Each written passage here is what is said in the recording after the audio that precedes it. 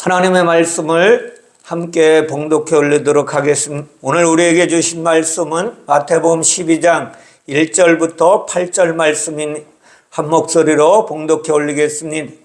그때 예수께서 안식일에 밀밭 사이로 가실새 제자들이 시장하여 이삭을 잘라 먹으니 바리새인들이 보고 예수께 말하되 보시오, 당신의 제자들이 안식일에 하지 못할 일을 하나이다. 예수께서 이르시되 다시 자기와 그 함께한 자들이 시장할 때에 한 일을 잊지 못하였느냐? 그가 하나님의 전에 들어가서 제사장 외에는 자기나 그 함께한 자들이 먹어서는 안 되는 질설병을 먹지 아니하였느냐?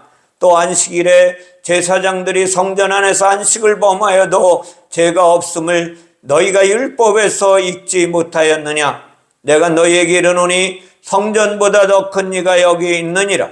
나는 자비를 원하고 제사를 원하지 아니하노라 하신 뜻을 너희가 알았더라면 무죄한 자를 정죄하지 아니하였으리라. 인자는 안식일의 주인이니라 하시니라. 아멘. 오늘 말씀을 중심으로 성전보다 더 크신 하나님이라는 제목으로 하나님의 교훈을 함께 나누기를 원합니다. 복음서의 말씀을 보면 우리가 생각하기에 쉽게 이해할 수 없는 말씀이 여기저기 숨어져 있어요. 오늘도 예수님께서 전도하시면서 하나님의 말씀을 전파하시는 그때에 이제 제자들과 함께 밀밭 사이를 지나가는 일이 벌어졌다고 말씀하시는 거예요. 이제 바리새인들이 예수님에게 시비를 거는 거예요. 안식일에 당신의 제자들은 하지 못할 일을 했다고. 성경 속에서 복음서에 보면 바리새인과 서기관들에게 계속해서 안식일에 대해 공격을 받고 있어요. 이 탈도 많고 말도 많았던 안식일에 이러한 일이 벌어진 거예요. 이러한 일이 벌어지자 이들이 가만히 있을 리가 없죠. 바리새인들은 율법을 잘 지켜서 자기가 의롭게 되려고 했던 자들이에요. 그러니까 율법을 범하는 것을 보고 가만히 있을 수가 없는 거예요. 예수님과 제자들 주변에는 늘 지켜보는 눈들이 따라다녔는데 그게 누구냐? 바리새인, 레위인, 서기관 이들이에요. 이들이 늘 예수님과 제자들을 지켜보는 거예요.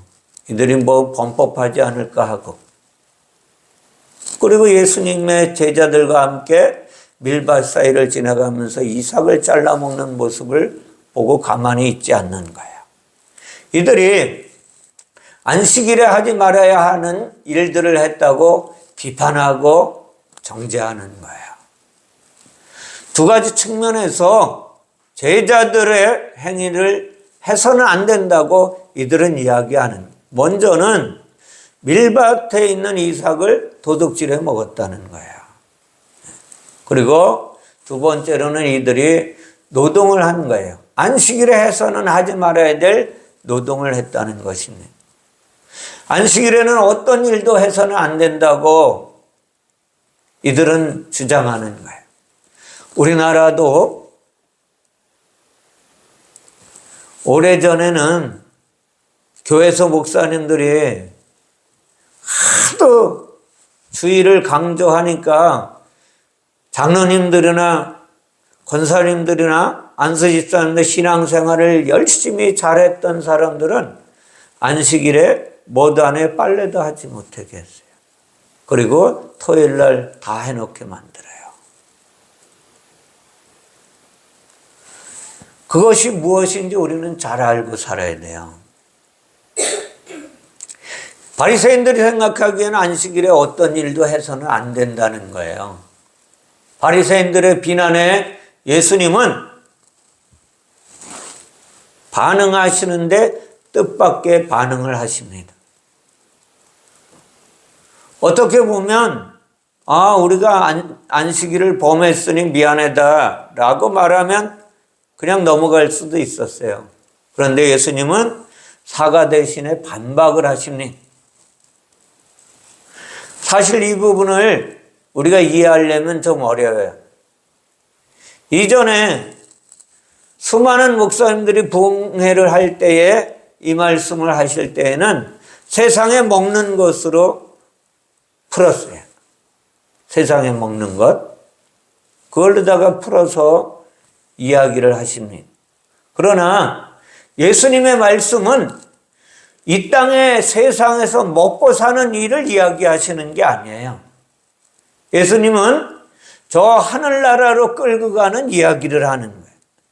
땅에서 땅의 것만 바라보고 있는 죄인들을 이것을 이제 다스리고 통치하셔서 하늘나라로 이끌어 가시는 일을 하시는 분이에요. 예수님이 여기에 대한 반박을 하시는 거예요. 오늘 제자들의 행위가 일에 대한 행위인지 아닌지에 대한 것은 종교적으로 해석하면 세상의 일이 되는 거예요. 그러나 영적으로 해석하면 세상의 일이 아니라는 걸 알게 됩니다. 남의 밀밭에서 이삭을 잘라 먹는 행위는 도덕적으로나 상식적으로나 범죄에 해당하잖아요. 그러나 구약의 신명기에서 하나님이 하신 말씀이 있어요. 다음과 같이 주님은 신명기서에서 말씀하고 계십니다. 신명기 23장 25절에 내 이웃의 곡식밭에 들어갈 때에는, 곡식밭에 들어갔잖아요, 제자들이. 그때는 내가 손으로 이삭을 따는 건 괜찮다라고 말씀하죠. 그러나 내 이웃의 곡식밭에 낫을 대는 것은 허락하지 않으세요. 이삭은 따도 된다고 율법에서도 말씀하시는 거예요. 바리새인들도 율법 학자들이니까 이 말씀을 모르지는 않았을 것입니다.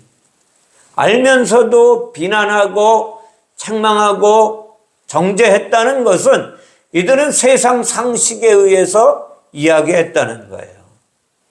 그러면도 예수님은 이들의 이야기에 반박을 하셨다는 것은 이 말씀 가운데 놀라운 하나님의 비밀이, 비유가 담겨져 있다는 거예요. 다시 말하면 성경에서 보면 우리가 이해하지 못하는 이야기들이 많이 있어요. 유다의 며느리가 누구의 다말이잖아요. 그런데 유다가 다말과 관계를 해서 자식을 낳는 일. 이해가 잘 가지 않아요. 세상적으로 보면 이거는 진짜 하면 안 될 짓을 하는데 성경에는 넣어놓은 거예요. 또 처녀인 마리아가 예수를 낳았다는 이야기. 이것도 세상 상식으로는 이해가 되지 않는 거예요. 네. 그래서 우리는 신중하게 하나님이 어떻게 이것을 풀어나가셨는지를 알고 따라가야 돼요. 무작정 믿으면 안 된다는 거예요. 하나님의 말씀을 묻지도 따지지도 않고 성경이니까 그냥 믿으라고 하면 이것은 신앙생활하는 것에 맹신주의로 전락해버리고 마는 거예요. 그렇다고 해서 이 말씀을 과학적으로 증명하라고 하면 그 결말이 과학이지 않을 때 성경의 오류를 어떻게 해석할 거냐. 성경이 오류된 말씀이다, 잘못된 말씀이다 라고 위험에 빠지게 된다는 거예요. 그렇지 않은데 이러한 사건에 대한 우리의 태도는 진리의 말씀을 어떻게 성령으로 이끌림 받지 않으면 하나님은 왜 여기서 밀밭에 제자들을 끌고 가셨을까? 그리고 거기서 왜 미리삭을 잘라먹게 하셨을까? 무슨 뜻이 이 안에 담겨져 있을까? 이것을 기도해야 돼요. 물어봐야 되고 찾아봐야 되고 영에 대한 일을 세상의 언어로 이야기하시는 사건이거든요. 영에 대한 이야기를 세상의 언어로 설명하려고 하니까 우리가 볼 적에 엇박자가 일어나는 거예요. 다시 말하면 이해가 되지 않는 상식에 어긋나는 사건이 벌어지고 마는 거예요. 상식에 어긋나는 사건을 만나면 우리는 그곳에 영에 대한 하나님의 뜻이 담겨져 있다는 사실을 깨달아야 돼요. 그리고 기도하고 간구해야 하는 거예요. 그리고 영적으로 하나님의 성령에 이끌려 이 말씀이 해석되어져야 되는 거예요.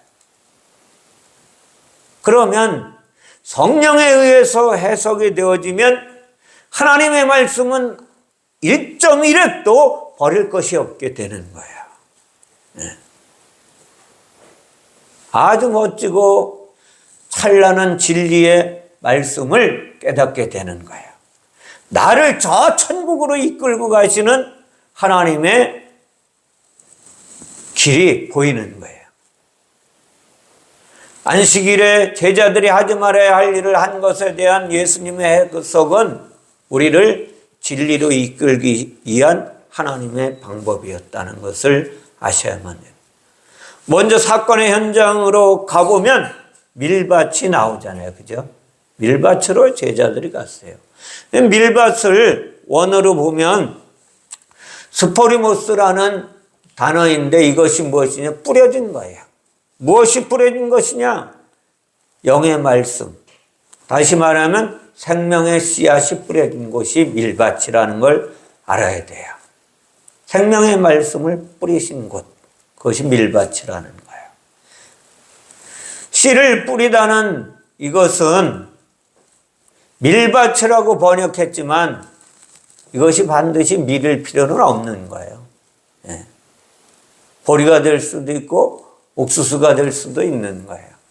핵심은 뿌려진 씨앗이 종류에 있는 것이 아니라 뿌렸다는 거예요. 누가? 하나님이 뿌렸다는 거예요. 밭이 어디예요? 밭. 그러면 밭이. 제가 이야기했잖아요.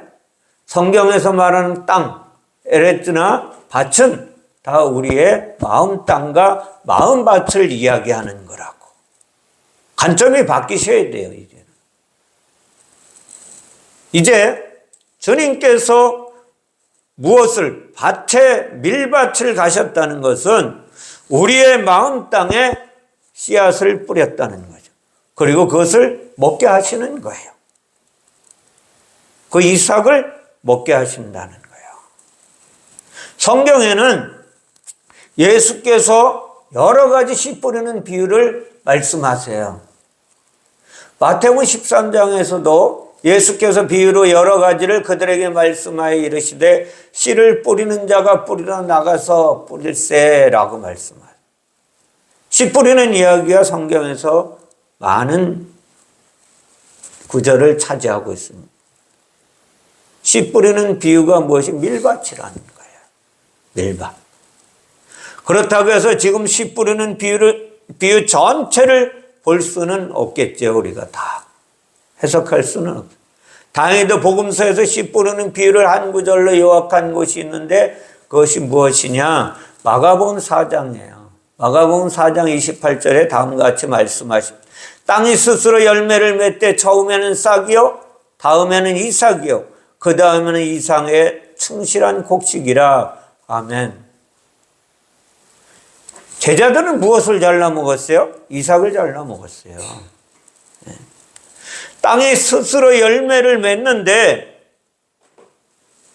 무엇이 처음에는 싹이 나고 그 다음에는 이삭이 나오고 그 다음엔 곡식으로 열매가 맺는다고 말씀하시는 거예요.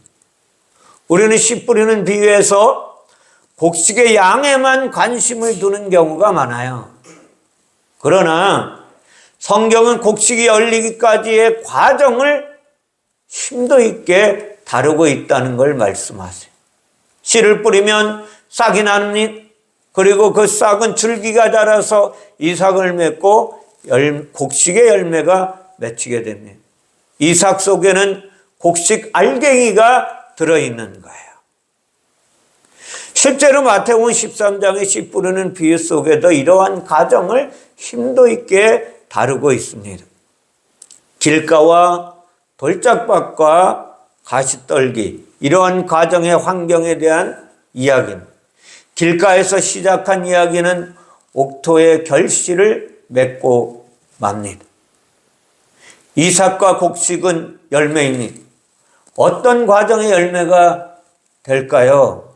인생에서 말하자면 고난을 이기는 거예요.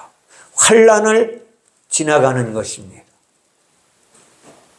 성막으로 말하면 성도가 이제 어디서 뜰에 가서 내 자아가 죽고 회개하고 성전에 들어가서 하나님의 말씀을 먹고 성령을 마시고 그리고 지성소로 들어가면 뭐가 있어요? 하나님의 생명의 말씀이 그 안에 있는 거예요. 성령이 그 안에 계신 거예요. 제자들이 이삭을 잘라 먹었습니다. 시장하여 그랬다고 번역을 했습니다. 의미는 사뭇 달라요. 성경에는 시장하여서 먹었다 그러잖아요. 근데 마태복음 5장에 보면 팔복을 이야기하시면서 예수님이 의에 줄이고 목마른 자는 복이 있나니 저희가 배부를 것이라 라고 말씀하세요. 줄이다가 번역한 단어가 뭐냐면 시장한다는 단어와 같아요. 의에 줄이고 목마른 자. 이것이 시장하다는 것입니다. 문제는 무엇으로 배가 고팠느냐는 것이죠. 음식에 굶주린 것인지 아니면 하나님의 말씀에 굶주린 것인지. 우리는 그동안에 음식에 굶주리며 그 음식을 먹으려고 힘쓰고 했으며 살아왔던 존재입니다. 제자들은 지금 씨를 뿌리고 그 씨가 자라서 결실을 맺는 것에 대한 줄임이에요. 안식일에 이삭을 잘라 먹었다고 오늘 본문에는 말씀하고 있습니다. 안식일이 이삭이라는 걸 우리는 잊지 마셔야 돼요. 안식일이 이삭이 열매 맺는 거예요. 구약 성경의 절정은 어디에 이르는 거예요? 안식일에 이르는 거예요. 안식일에 이르면 하나님이 완성시키는 거예요. 뭐를 완성시켜요? 구원을 완성시킨다고 말씀드렸잖아요. 안식일은 추수하는 것이거든요. 안식일은 추수의 말씀을 깨닫는 거예요. 또한 하나님의 자녀로 내가 세워지는 게 안식일이에요. 창세기 1장에 보면 6일이 나오잖아요. 그리고 2장에 7일 안식일이 나옵니다. 이것은 다 구원을 완성시키는 하나님의 방법을 이야기하는 것이거든요. 하지만 바리새인들의 눈에는 이러한 것이 보이지 않는 거예요. 구약 성경을 그렇게 유창하게 달달 외우고 있어도. 바리새는 율법의 대표자입니다. 율법은 씨가 뿌려진 것이고 줄기가 왕성하게 자라는 것이 어디에 율법이거든요. 네. 아직 곡식이 나오지 않은 상태가 율법이에요. 곡식이 자라지 열매가 맺히지 않은 게 율법이거든요. 율법의 눈으로 보면 제자들은 도둑질하고 있는 것입니다. 안식일을 범하고 있는 것이죠. 바리새인들은 율법이고 제자들이 이삭을 잘라 먹는 행위에서 복음과 진리를 읽어낼 수가 없는 거예요. 베드로 사도는 이것을 다 예수님 따라다니면서 경험한 존재잖아요. 그리고 그는 나중에 성령의 충만함을 받아서 베드로 전서를 쓸 때에 다음과 같이 이야기를 합니다. 베드로전서 1장 24절 25절에 보면 그러므로 모든 육체는 풀과 같고 모든 영광은 풀의 꽃과 같으니 풀은 마르고 꽃은 떨어지되 오직 주의 말씀은 세세토록 있도다 하였으니 너희에게 저는 복음이 곧 이 말씀이니라. 아멘. 예수님이 전하신 말씀이 영적인 말씀이라는 거예요. 구원시키는 말씀이라는 거예요. 영생의 길을 이야기하시는 거예요. 육체의 영광은 꽃까지 끝나는 거예요. 꽃에서 끝납니다. 근데 꽃은 어떻게 떨어지잖아요. 이것이 육체의 영광이라는 거예요. 율법의 영광은 육체의 행위로 만든 의까지 가는 거예요. 그러니까 바리새인에서 끝나는 거예요. 자신들이 육체의 행위로, 제사의 행위로 거룩하게 되었다고 착각하는 것으로 끝나고 만다는 거예요. 그러나 성령의 열매가 맺히려면 어떻게 해야 돼요? 꽃은 떨어져야 되는 거예요. 꽃은. 떨어지는 꽃은 육체의 영광에 대한 포기잖아요. 육체의 영광에 대한 포기가 꽃이 떨어지는 거예요. 이게 뭐예요? 자기를 부인하는 거예요. 자아가 죽는 거예요. 제자들이 줄인 것은 하나님의 의요 성령의 열매의 금주림이에요. 드디어 안식의 때가 되어서 그는 하나님의 자녀로 추수되려고 이제 하나님의 훈련을 받는 거예요. 무슨 이야기인지 아세요? 거룩한 하나님의 자녀로 이제 세워지기 위한 하나님의 방법이었다. 그러려면 어떻게 돼요? 의의 열매를 안 먹고 어떻게 세워지냐고요. 의의 열매에 굶주리지 않고 어떻게 하나님의 자녀로 살 수가 있느냐는 거예요. 안식일에 곡식을 잘라 먹은 제자들을 비난하는 바리새인들에 대한 예수님의 대답을 우리는 의의 사건으로 보면 안 된다는 거예요. 이것은 갑자기 예수님은 다윗을 가지고 오는 구약의 다윗의 이야기를 하는 거예요. 예수께서 말씀하신 다윗과 그의 사건을 가지고 이야기하신. 이 당시에 다윗은 자기 장인이었던 사울의 눈을 피해서 도망다니는 때거든요. 자신을 죽이려고 했던 사울을 피해서 도망하던 때예요. 그런데 다윗은 하이멜렉이라는 제사장을 찾아갑니다. 그런데 자신들과 같이, 자기와 같이 갔던 이들을 소년이라고 이야기해요. 그 군사들이 소년일까요? 소년들과 자신들이 먹을 음식을 하이멜렉 제사장에게 청하네요. 제사장 하이멜렉은 일반 음식이 없는 존재예요. 이 사람은 특별한 음식만 있죠. 무엇은 하나님에게 제물로 드렸던 음식, 이것만 가지고 있는 거예요. 다시 말하면 진설병만 가지고 있는 거예요. 하나님 앞에 드렸던, 그리고 그 물려낸 떡과 포도주가 있는 거예요. 근데 사무엘상 21장 6절에 보면 제사장이 주는 것을 이야기하는데 뭐라고 이야기하면 제사장이 그 거룩한 떡을 주었으니 이렇게 이야기해요. 일반 떡을 주었다 그러잖아요. 거룩한 떡을 주었으니. 거기는 질선병 곧 여호와 앞에서 물려낸 떡밖에 없음이니라. 이 떡은 더운 떡을 드리는 날에 물려낸 것이라. 다시 말하면 제사장은 당연히 하나님에게 드려진 진설병 떡만 가지고 있는 거예요.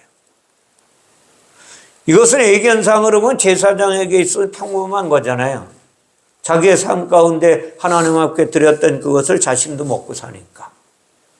근데 그것밖에 없다고 하는 거예요. 근데 도망자 다윗에 동행하는 소년들에게 성막의 진설병을 먹을 것으로 준 이야기입니다. 하지만 늘 강조하듯이 성경은 역사적 사건만을 기록한 역사책은 아니라는 걸 아셔야 돼요. 역사적으로 일어났던 사건만을 기록한 것이 아니라 하나님이 구원의 길로 인도하는 이야기를 하시는 거예요. 역사전 사건 속에서. 율법을 통해서 예수 그리스도께로 안내하는 이야기입니다. 그래서 우리는 이 사건 속에 담긴 이면의 의미들을 찾아내지 못하면 하나님의 교훈을 바르게 받을 수가 없는 거예요. 다윗이 제사장에게 요구한 떡 5덩이, 5개를 요구했어요. 이 떡은 곡식의 알갱이로 만든 것입니다. 이삭을 베어서 껍질을 벗겨내서 만든 거예요. 진설병 떡 5은 무엇을 이야기하는, 모세오경 전체를 이야기하는 거예요. 거기서 말하는 모세오경에 떡을 달라, 이런 이야기예요. 말씀을 달라. 성경에서 율법이 5으로 등장하는 경우가 많이 있어요. 그래서 성경은 예수께서 만난 사마리아 여인에게도 너에게 남편 5이 있었다라고 이야기하시잖아요. 38년 된 병자에 누워있던 솔로몬 행각에서 무엇이냐, 거기에는 기둥 5이 있다고 또 이야기해요. 사도 바울은 이러한 5을 다음과 같이 고린도전서에서 말씀하고 있어요. 고린도전서 14장 19절에 교회에서 내가 남을 가르치기 위하여 깨달은 마음으로 5마디 말을 하는 것이 1만마디 방언으로 말하는 것보다 나으니라 라고. 깨달은 마음으로 5마디 말을, 무엇이냐, 5마디 말은 율법을 깨달은 것, 모세오경을 깨달은 것을 진리로 해석해서 전하는 것은 1만마디 방언으로 말하는 것보다 낫다 이거예요. 이것이 옳은 것이라 이거예요. 다윗이 제사장에게 요구한 떡 5덩이는 무엇이냐, 율법을 해석한 하늘 양식이라는 걸 이야기하는 거예요. 하늘 양식. 제사장은 다윗에게 보통 떡은 없다고 대답했으니, 보통이라고 번역된 단어 홀은 신성을 더럽히는 더러운 것이라고 이야기해요. 하나님의 신성을 더럽힌 더러운 것, 그것은 없다는 거예요. 이제 제사장이니까 거룩한 것만 있다는 거예요. 제사장에 더러운 떡은 없었고 거룩한 떡이 있는데, 거룩한 떡이 무엇이냐는 거예요. 율법을 해석하는 말씀, 예수 그리스도를 이야기하는 거예요.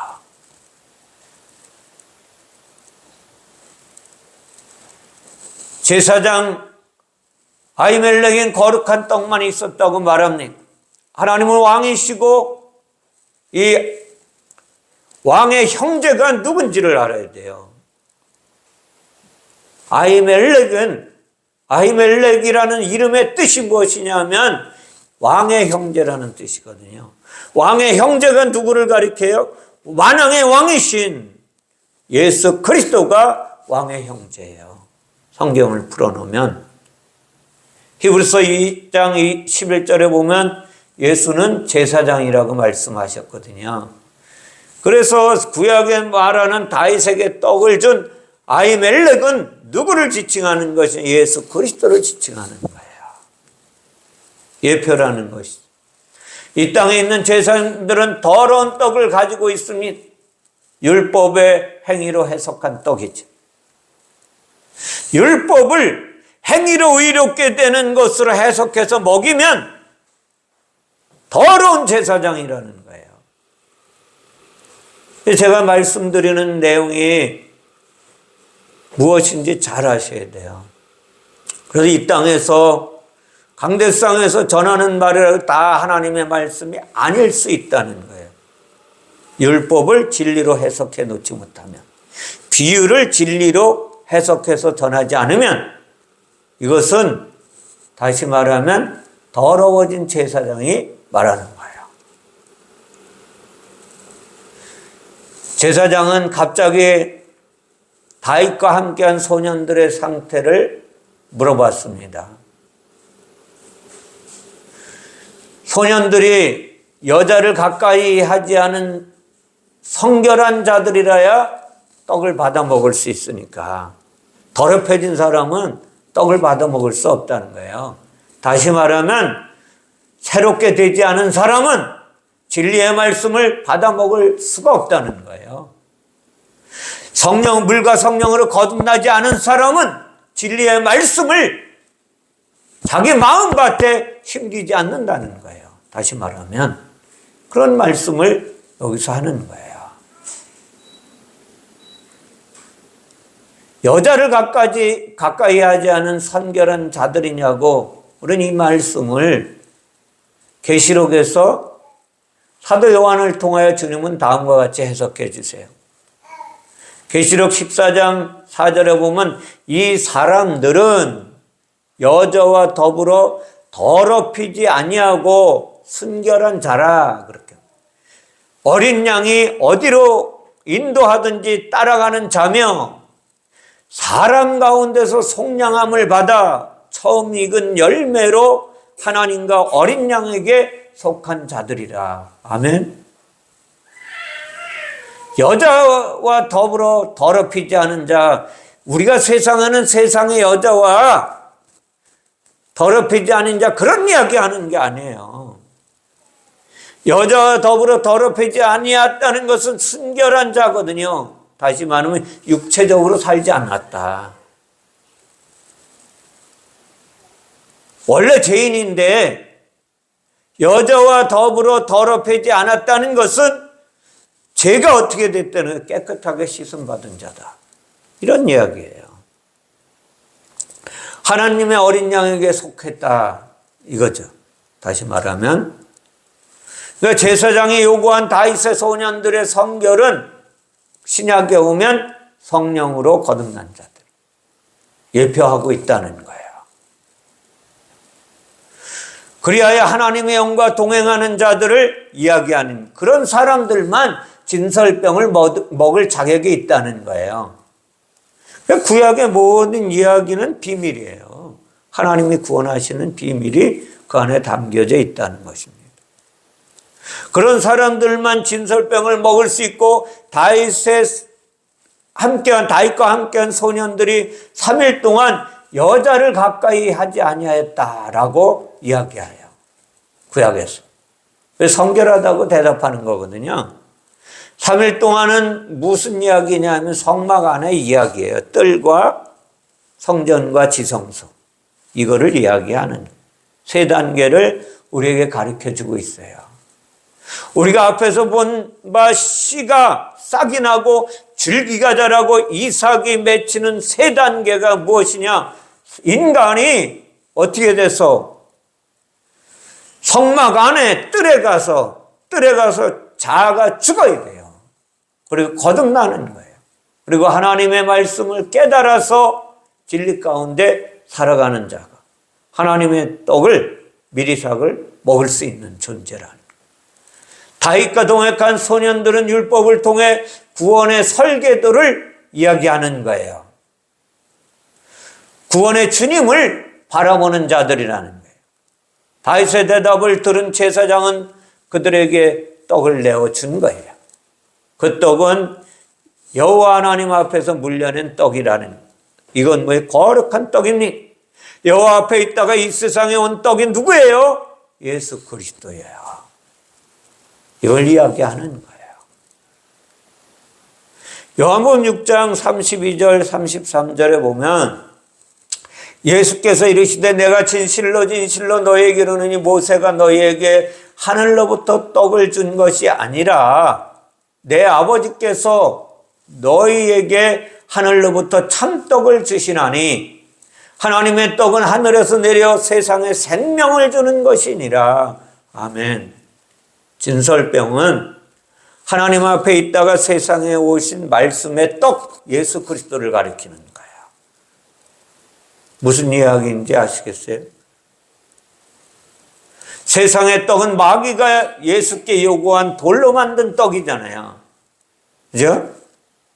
그러나 돌은 율법의 두 돌판에 있는 말씀이거든요. 이걸 아셔야 돼요. 율법의 떡은 보통 떡이고 예수의 떡이 거룩한 떡이거든요. 예수가 가지고 온 떡. 다윗과 함께한 소년들이 먹은 떡은 다시 말쓰면 생명의 떡을 설계도로 그려놨다는 거예요. 이 떡은 세상의 모든 사람들이 먹어야 할 생명의 떡이라는 거예요.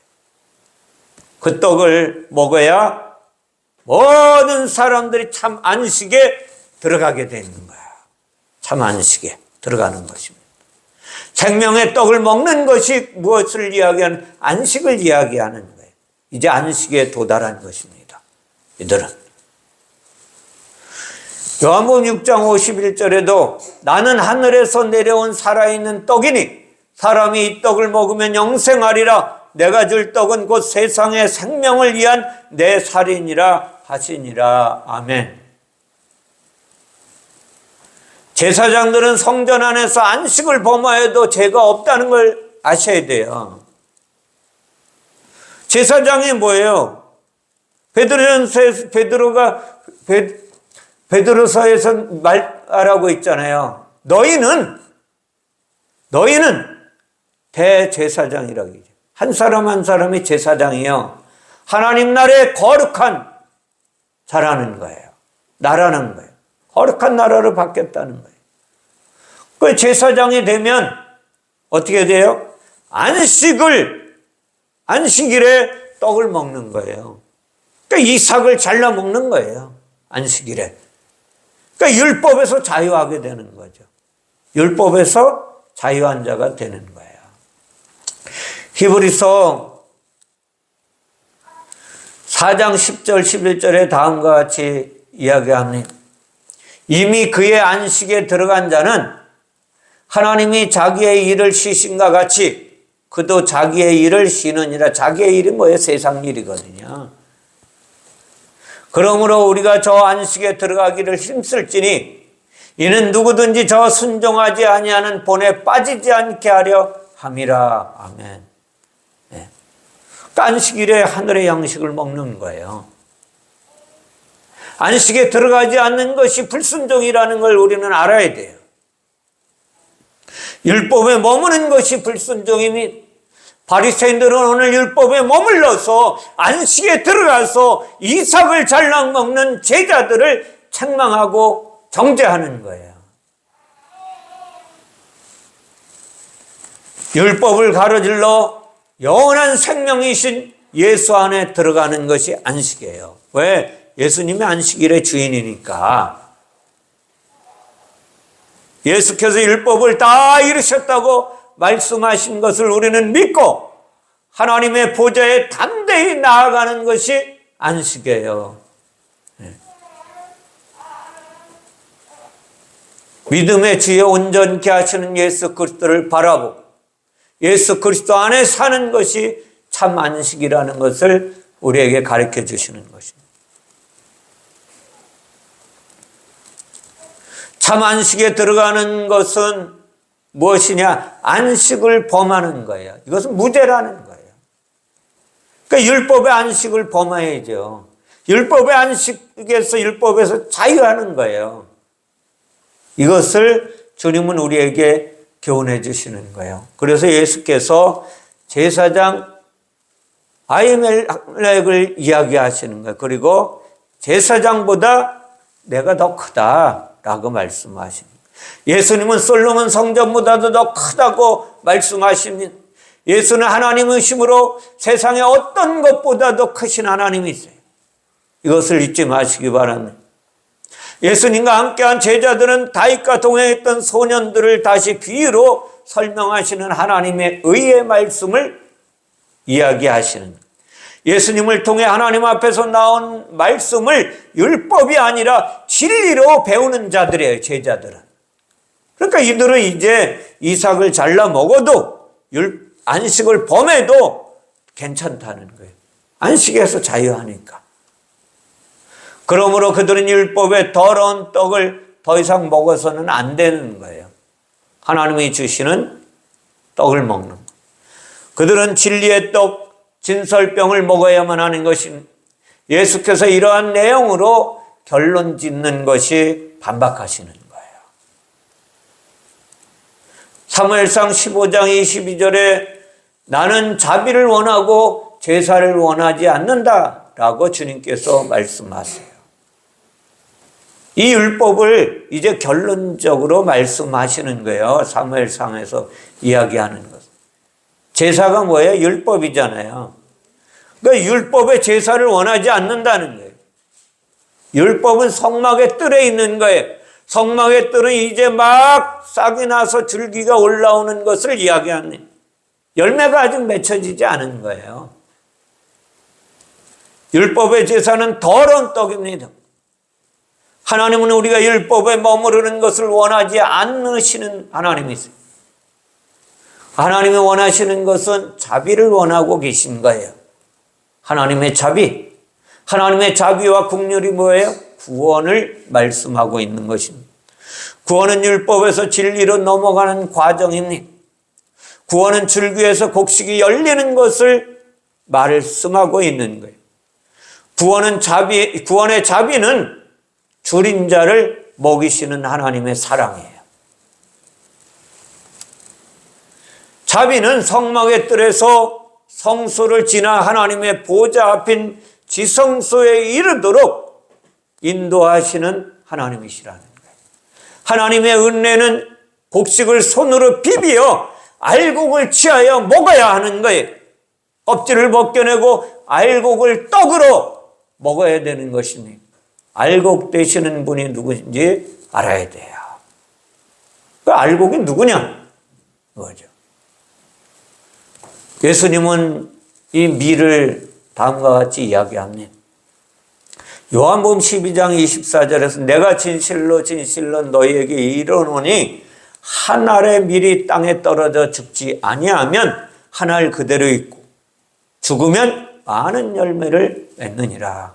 아멘. 영으로 하시는 말씀. 영이신 하나님은 성령으로 육체를 죽이는 거예요. 아시겠어요? 육체를 입고 이 땅에 오신 예수 그리스도를 죽이는 거예요. 그리고 그리스도의 떡으로 우리에게 먹이는 거예요. 성경이 기록된 것을 보면 지식인 것처럼 보이지만 그것은 우리에게 생명의 떡을 먹이시는 하나님의 자비요, 긍휼이요, 사랑을 완성시키는 하나님의 행위입니다. 인자이신 예수가 안식일의 주인이라고 오늘 말씀하시잖아요. 주인이라고 번역한 단어 큐리오스는 만유의 주인이신 하나님을 가리키시는 겁니다. 인자로 오신 예수님이 안식의 하나님이라는 걸 잊지 마셔야 돼요. 그래서 하나님 안에 들어가면 예수님의 말씀은 너희가 내 안에, 내 말이 너희 안에 있어야 한다라고 말씀하셨던 것입니다. 육체를 입고 오신 예수께서 율법을 따라 성막의 뜰에서 화목제물로 죽으셨어요. 그리고 그분은 꽃처럼 떨어져 버립니다. 그걸 아셔야 돼요. 그리고 십자가 위에서 죽으시고 나서 다 이루었느니라고 그분은 그리스도로 우리에게 넘겨주셨어요. 다시 말하면 성령을 우리에게 넘겨주셨다는 거예요. 성령을 넘겨주셔서 오늘 주님이 말씀하셨던 이 말씀의 본질을 깨닫게 하시는 거예요. 우리가 먹을 것은 그리스도로 부활하신 예수께서 보내신 성령의 이끌림을 받아야 진리의 말씀이 생명의 말씀으로 바뀌는 거예요. 비유의 말씀이 영생의 말씀으로 바뀌는 것입니다. 육체 예수가 벗겨지고 하늘 떡으로 오신 진리의 성령을 받아서 육체로 죽으시고 참떡, 영의 떡을 우리에게 넘겨주신 분이 예수 그리스도라는 걸 잊지 마시기 바랍니다. 그래서 성경은 영의 말씀이라는 거예요. 이러한 일을 가능케 하신 분이 인자로 오신 예수 그리스도. 인자로 오셔서 율법의 말씀을 비유의 말씀으로 오늘 풀어주신 말씀. 오늘 비유로 풀어주신 그 예수 그리스도가 안식의 하나님이십니다. 그러므로 우리는 누구에게 안식의 주인이신 하나님의 품에 안겨야 되는, 하나님의 사랑의 품에 안겨야 되는 거예요. 하나님의 능력의 품에 안겨서 살면 놀라우신 하나님의 평강이 우리 안에 임하게 될 것입니다. 지난밤에 어느 전도사님의 간증을 제가 들었는데요. 이분은 가정이 너무나 힘들고 어렵고 애갓집이도 신내림을 받아서 사는 자가 있고 자기 친할머니도 신내림을 받아서 산. 본인이 몇 번이나 자살하려고 옥상에 올라가 내려뛰어 죽으려고 하는 그 순간에 하나님의 음성이 들려와서 그는 죽지 않고 살아서 발버둥 치며 이것저것 돌아다니며 하나님의 사역자들에게 기도받고 이제 자기 안에 귀신이 들어있는 것을 깨닫고 이 귀신이 나가고 나서 수없이 방에 들어앉아서 하나님의 말씀과 기도로 씨름을 했더니 20대 10여 년간을 그렇게 살았더니 이제 신학교에 들어가게 하셨다고 간증을 하는 거예요. 사랑하는 성도 여러분, 우리가 먹을 양식이 무엇인지 잘 아셔야 돼요. 우리가 먹을 양식은 다시 말하면 육체로 오신 예수 그리스도가 죽으시고 부활하셔서 생명의 떡으로 우리에게 오시는 거예요. 누구냐? 성령으로 우리 안에 오시기를 원하시는 거예요. 우리 안에 참떡을 먹이셔서 하늘의 떡을 먹이셔서 우리를 안식으로 끌고 가시려고 영원한 하나님의 나라 안식의 나라로 끌고 가시려고 하나님은 오늘도 우리에게 말씀을 하시는 거예요. 그 신약의 말씀이 무엇이냐? 하나님의 말씀은 살아있고 운동력이 있다고 말씀하시는 거예요. 그리고 활력이 있어 좌우의 날선 어떤 것보다도 예리하여 우리의 혼과 영과 관절과 골수를 찔러 쪼개기까지 하며 마음의 생각과 뜻을 판단하시는 하나님이라는 거예요. 그러니까 우리 안에 뭐가 있어야 돼? 성령으로 충만해서 지으신 것이 하나도 하나님 앞에 나타나지 않음이 없고 우리의 결산을 받으실 이의 눈앞에 만물이 벗어지는 것 같이 드러나느니라. 아멘. 누구나 인생을 살다가 육체의 삶을 마감하게 되어 있습니다. 육체의 삶을 마감하면 우리가 육체에 있을 때 살았던 삶이 벌거벗은 것 같이 하나님 앞에 드러나게 될 것입니다.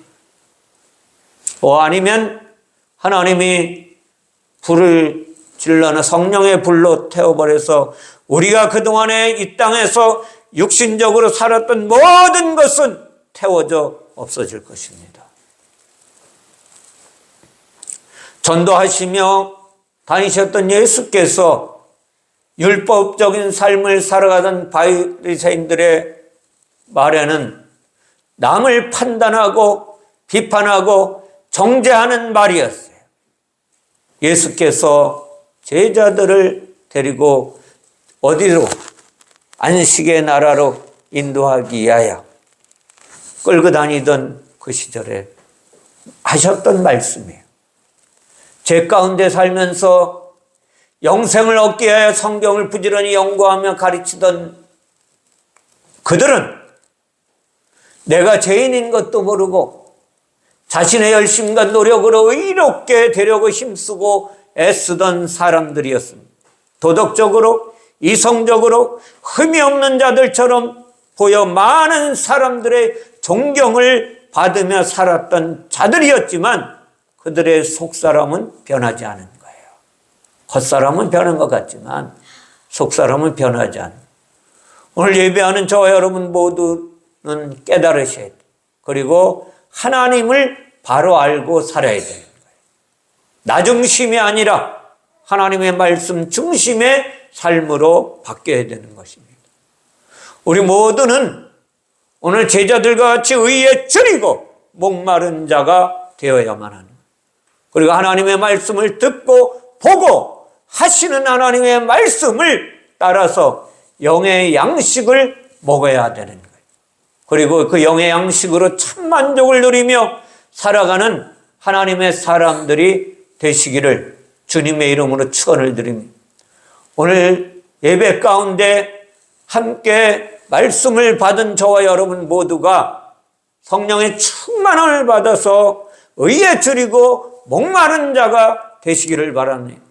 진리의 말씀, 생명의 말씀, 능력의 말씀을 받아서 이것을 내 마음밭에 심어 열매 맺는 그리스도의 군사가 되어 험한 세상을 살아가는 이 세상에서 영적 전쟁에 승리하는 하나님의 군사들이 되시기를 주님의 이름으로 축원을 드립니다. 기도하겠습니다.